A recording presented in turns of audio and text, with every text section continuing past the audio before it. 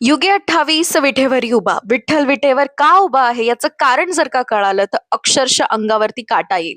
भक्त पुंडलिकाची गोष्ट आपण लहानपणापासून ऐकतच आलोय. नसेल ऐकली तर मी शॉर्ट मध्ये सांगते. तर पुंडलिक त्याच्या आई वडिलांच्या सेवेमध्ये इतका विलीन झाला होता की देव त्याच्या दारी आले तरी त्यांनी त्यांना थांबायला सांगितलं. देवाने जेव्हा विचारलं की कोणत्या स्थळी थांबू त्यावेळेला त्यांनी शेजारची वीट सरकवली आणि सांगितलं की ह्याच्यावरती बसा नाही तर उभे राहा. त्यामुळे त्याची सेवा पूर्ण होईपर्यंत कृष्ण विठेवरती उभे राहिले. वीट आणि स्थळ याच नावाचं झालं विठ्ठल. पुंडलिकाची सेवा पूर्ण झाल्यानंतर जेव्हा त्यांनी वळून पाहिलं की देव विठेवरती आपली वाट पाहतोय तर त्यांना मिठी मारून ते ढसाढसा रडले. ही भक्ती बघून देव खरंच आपल्याला पावेल की नाही माहिती नाही, पण देवाला यातून काय सांगायचंय ते नक्की मी तुमच्यापर्यंत पोहोचवेल. कोणतंही गोल अचीव्ह करण्यासाठी सगळ्यात जास्त इम्पॉर्टंट असतात तुमचे ऍक्शन्स, म्हणजेच तुमचे कर्म.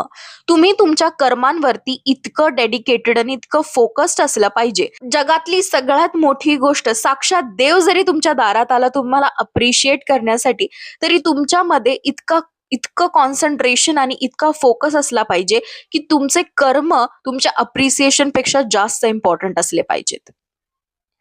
मग तुमच्यासाठी साक्षात देव सुद्धा विटेवरती पेशंटली उभा राहील.